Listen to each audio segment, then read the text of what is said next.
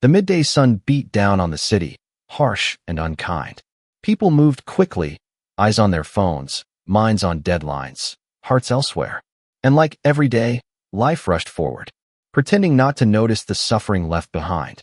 Beneath a crumbling brick wall, half hidden by shadows, sat a boy, no older than 9. His knees drawn to his chest, his arms trembling around a paper cup. Coins clinked inside, maybe 2, maybe 3. His ribs pressed against his shirt like fragile lines of bone trying to escape his skin. He hadn't eaten in days. Strangers walked by, some with briefcases, some with grocery bags, some with pity in their eyes, but not enough courage in their hearts to stop. To them, he was invisible, just another story they didn't have time to read. But that afternoon, someone did stop. Her name was Margaret Hale, late 40s, tired eyes, but a kindness that hadn't yet burned out. She had lived through loss, her husband gone years before, 2 children now grown and gone too. Life had left her small, but not cold. She still smiled at strangers, still prayed for people she would never meet, still believed, somehow, that kindness mattered. That day, she was on her way home from her second job, a waitress in a small diner downtown. Her uniform smelled faintly of coffee and dish soap. Her feet ached. But when she saw that boy, when she saw how thin his wrists were, how his lips were cracked from thirst, she couldn't keep walking. Something deep inside her, the same thing that had helped her survive loss, whispered, "Stop."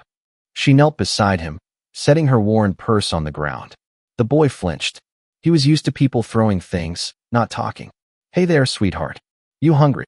He hesitated, eyes darting toward the cup in his hand. Then he nodded, a tiny, terrified nod. Margaret smiled.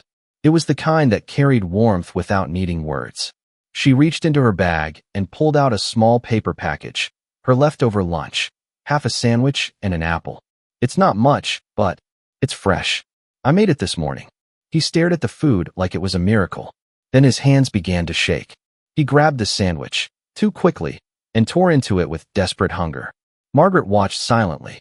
Tears welled in her eyes, not of pity, but of recognition. She had known hunger once too. Maybe not for food, but for love, for peace, for safety. They sat there, an exhausted woman and a starving child, on a cracked sidewalk, surrounded by a world too busy to care. And in that small silence, something shifted. A seed of kindness was planted, one that would grow for years. When the boy finished eating, he whispered something. His voice was small, broken. "Thank you." 2 words. But they were heavy, like he hadn't said them in years. Margaret smiled and brushed a crumb from his cheek. "What's your name?" "Elias." "Elias." She nodded. "That's a strong name, Elias." He didn't look strong, but she saw something behind those hollow eyes, a spark trying to survive the dark. The street was loud again. Horns, chatter, footsteps. But in that small moment, the world felt quiet, like it had paused to witness something rare. One soul choosing compassion when it wasn't convenient. Margaret stood and looked down the street toward her bus stop. Then she looked back at him. He was watching her, afraid she'd leave. "Come on, Elias. Let's get you something warm to eat." His eyes widened, disbelief mixed with fear. People had promised him things before. Most had lied. But something in her voice made him trust her. And so he stood, hesitantly taking her hand. It was the first time in months someone had held it without taking something away. As they walked down the street together, the city still buzzed with indifference. But if you listened closely, you could almost hear the quiet flutter of hope beginning to breathe again. That day, Margaret Hale didn't know she had changed the course of 2 lives, his and her own. She just knew a child was hungry, and kindness was the only thing she could still afford to give.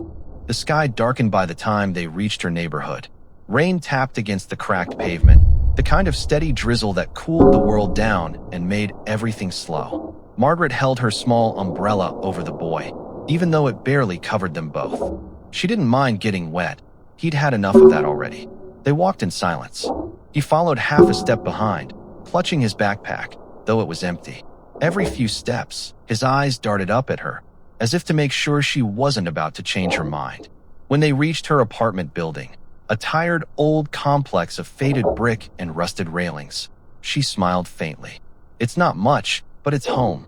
Elias said nothing. To him, it was a castle. It smelled of warmth, old wood, rain, and something cooking down the hall. She led him upstairs, her shoes squeaking against the damp floor. Inside her apartment, a single lamp glowed in the corner. A faded armchair, a small kitchen, a cross on the wall. Simple, quiet, safe. For Elias, it was the first real home he had stepped into in almost 3 years. She gestured to the couch. "Sit, honey. You look like you could use something warm." He hesitated. Then slowly, he sat, his small hands gripping the edge of the cushion, unsure if he was allowed to relax. Margaret opened her pantry. There wasn't much, a can of soup, half a loaf of bread, and a jar of instant coffee. But she made it feel like a feast. As the soup simmered, Margaret glanced over at him, the way mothers do when they're trying not to worry too much.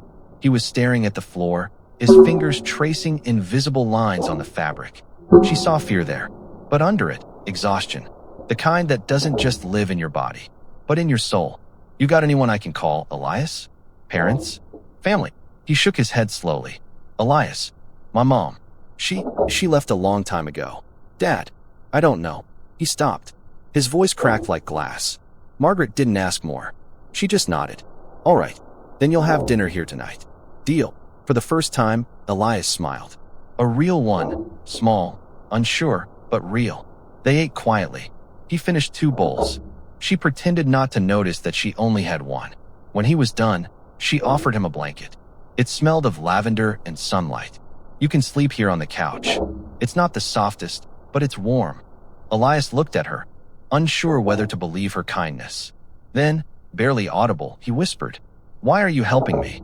Margaret smiled faintly, sitting beside him.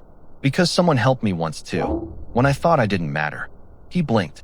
The rain outside grew heavier, steady, soothing. That night, Elias fell asleep on a couch that creaked with age, wrapped in a blanket too big for him. And for the first time in years, he dreamed without fear. The next morning, sunlight streamed through the thin curtains. Margaret was already up, frying eggs in her tiny kitchen, humming an old church song. Elias stirred awake, eyes adjusting to the light. For a moment, he forgot where he was. Then he smelled breakfast and remembered kindness. "You like eggs, right?" He nodded shyly. "It smells good." Margaret turned with a smile, and for a second, she saw her own son in his face. The same timid eyes, the same quiet hunger for love. They ate together again, not just food this time, but something deeper, connection. As days turned into weeks, Elias started helping around the house. He fixed the wobbly chair leg, swept the porch. He was quiet, but observant, watching how Margaret handled everything with grace even when life was hard. One evening, she found him sitting by the window, sketching on a scrap of paper. "What's that, sweetheart?" "Elias.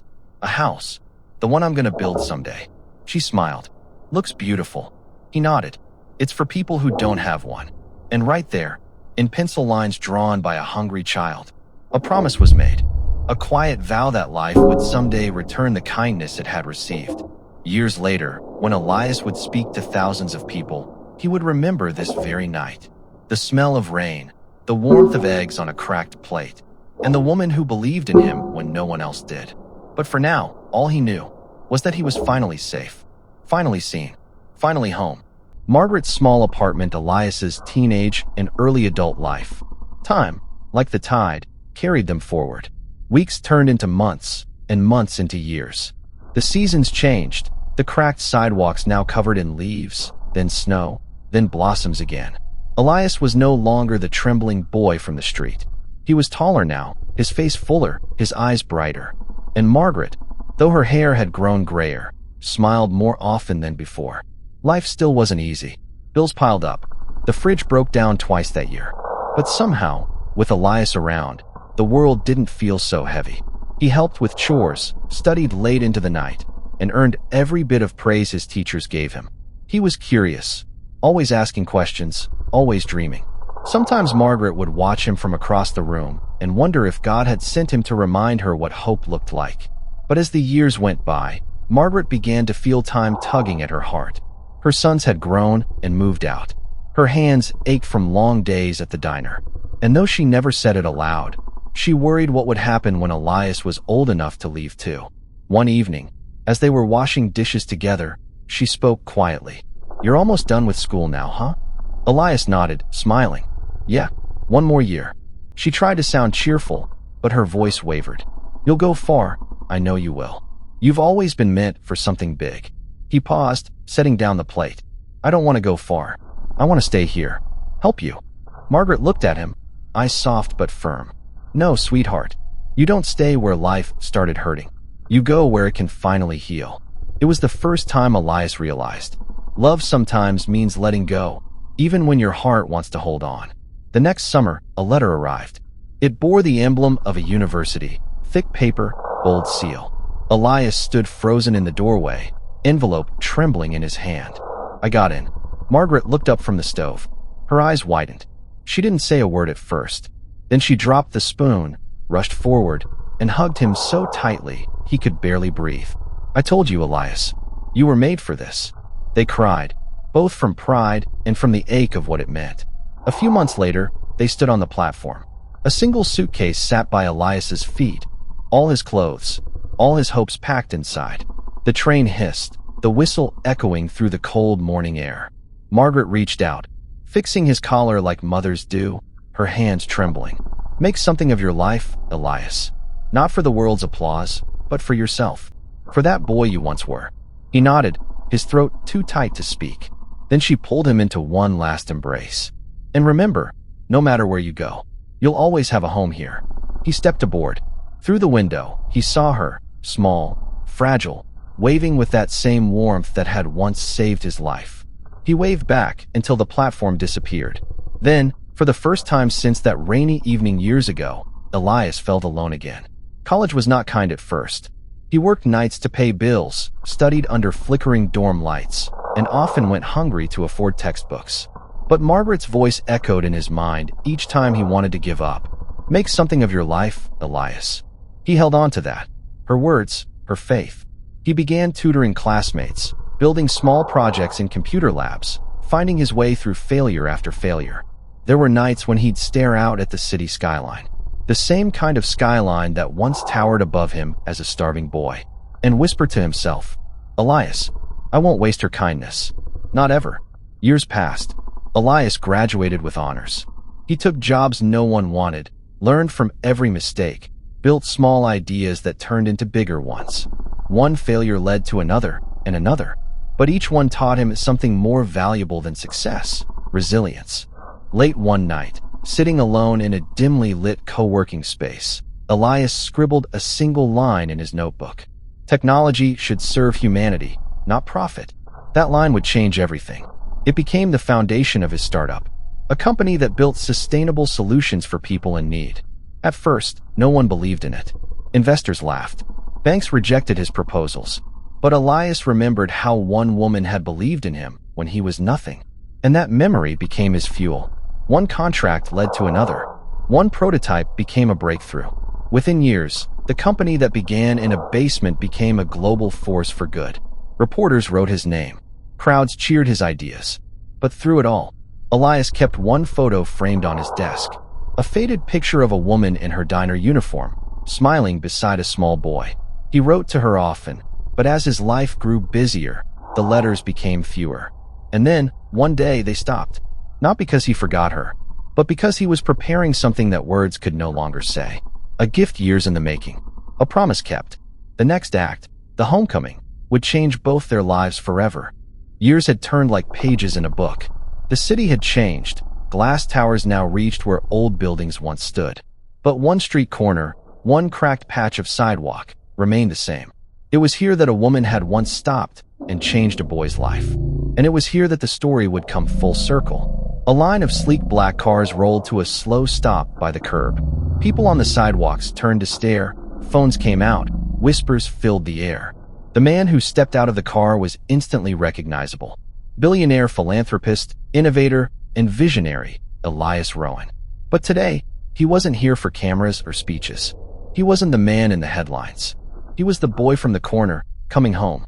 He paused on the sidewalk, his gaze tracing the old brick walls, the faded graffiti, and that same spot where he once sat hungry, holding an empty paper cup. He knelt, running his fingers across the concrete. And for a brief moment, the world blurred. His expensive watch, his tailored suit, they all disappeared. All he could see was the trembling child he once was. You made it, He rose slowly, looking toward the apartment complex at the end of the street, the same one that had once been his shelter. He walked quietly toward it, his security guards keeping their distance. Inside, an elderly woman sat by the window, a cup of tea beside her, the radio humming softly. Her hands, now wrinkled and worn, stitched at an old sweater. It had been years since she'd heard from Elias. Letters had stopped coming, though she'd never stopped praying for him. Every morning, she still looked out that window, not expecting him, but never quite giving up hope either. A knock echoed at the door. "Coming. Just a moment." She shuffled over, her slippers sliding on the floor. When she opened the door, she froze. There, standing in her doorway, was a man in a dark suit. Tall, composed, familiar, but it wasn't until he spoke that her heart stopped. "Hi, Mom." The cup slipped from her hand and shattered against the floor. She covered her mouth, tears already streaming. He stepped forward, tears glistening in his eyes. Then, like all those years ago, he knelt before her. "You saved me when no one else did." Margaret's trembling hand reached for his face. Her fingers brushed the edge of his cheek, as if afraid he might disappear. "Look at you, Elias, my boy."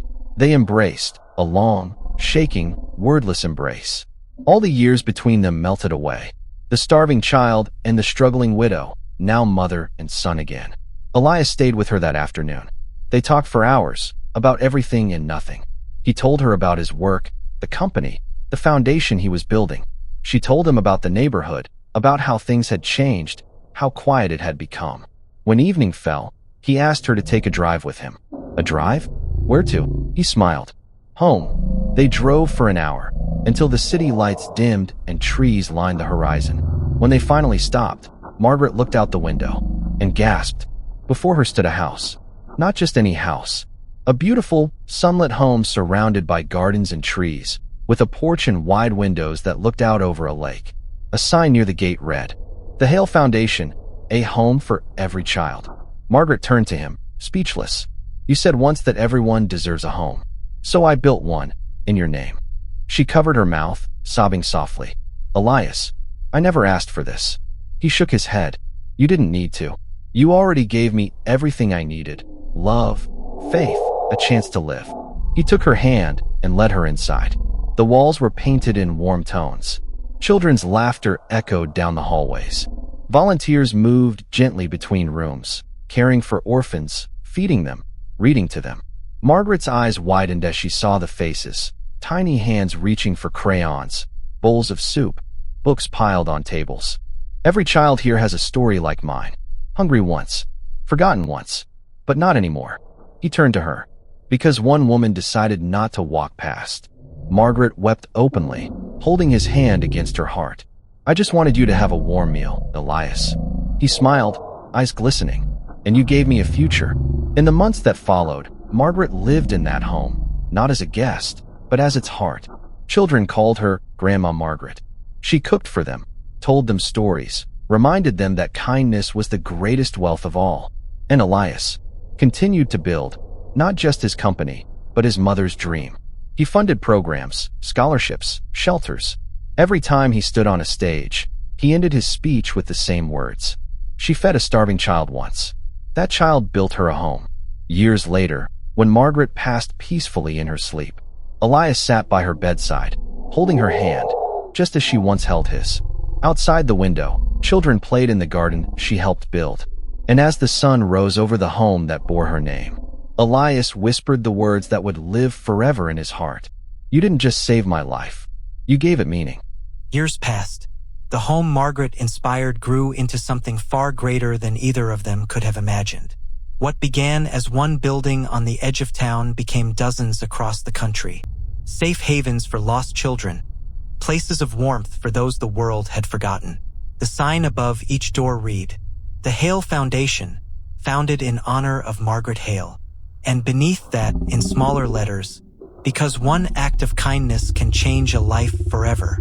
Elias often visited the homes quietly, without cameras or press. He'd sit among the children as they studied, laugh with them at dinner, or tuck them in before leaving. He saw himself in every face. The boy he once was reflected back in their eyes. Sometimes the children would ask, "Sir, why do you do all this?" He would smile gently and reply, "Because someone once did it for me." The world began to take notice. News anchors called him the billionaire of the brokenhearted. Journalists wrote stories of his humility, his refusal to take full credit. Every time they tried to make it about him, he brought the story back to her. At a global conference on humanitarian leadership, Elias stood on stage before thousands. Behind him, a photo of Margaret filled the giant screen, her warm smile forever captured in time. He took a deep breath, gripping the microphone. "This woman you see behind me, she didn't run a company. She didn't have money or fame. She worked in a diner. She barely made enough to pay rent. But she had something more powerful than all of that. Compassion." He paused, scanning the crowd. "I was a starving boy on the streets, forgotten, invisible. Everyone walked past me, except her. She gave me food, shelter, and love. That act saved me. And because she chose kindness over comfort, you're all standing here listening to me today. If you take anything from my story, let it be this. The smallest act of love can echo across lifetimes. You don't need to save the world. Just don't walk past it." The audience rose to their feet, applauding, not for the billionaire, but for the woman who had chosen to see what others ignored. That night, Elias sat alone on his balcony, the city lights shimmering below. Beside him sat a small wooden box, Margaret's old sewing kit. He'd kept it since the day she passed. He opened it gently. Inside were small keepsakes, a faded photo of the two of them, an old bus ticket, and a handwritten note he'd found among her things. He unfolded it carefully. In her neat handwriting, it read, "Elias, my son, if I taught you anything, let it be this. Kindness is the one thing that never dies. Carry it forward, and you'll never walk alone." Tears filled his eyes. "I promise." From that night on, Elias began a new chapter, one not defined by business or wealth, but by legacy. He began mentoring young leaders, funding schools, building community kitchens. He visited orphanages anonymously, volunteering under a different name. Each time he helped someone, he whispered quietly, "This is for Margaret." Years later, one of the foundation's homes hosted an event. A young boy stood nervously on stage, holding a note card. He had been one of the children the foundation had rescued. "When I first came here, I didn't have a family. I didn't believe people could care for someone like me. But then I learned about Miss Margaret and how she helped Mr. Elias when he was a boy. Because she cared, now he cares for us." He looked up, smiling through tears. "Boy, so I want to say thank you, Miss Margaret, even though I never met you. Because of you, I have a home." The audience clapped softly, some wiping tears. And at the back of the room, Elias closed his eyes, his heart full, his promise fulfilled. Elias never married. He said his purpose had already been fulfilled. His family was in every child he helped, every life he touched, every act of kindness he inspired. And though years would fade his name from headlines, the homes remained, the laughter continued, and Margaret's story, their story, became legend. In classrooms and dinner tables, people told it to their children. How a woman once stopped for a hungry boy on a rainy afternoon, and how that single choice built 1,000 homes. If you ever doubt the power of a small act, remember Margaret Hale. She didn't have much to give, just a meal, a couch, and a mother's heart. But what she gave was enough to change the world. And if you ever wonder where kindness begins, it begins with you. If this story touched your heart, please like, share, and subscribe so we can keep spreading kindness together.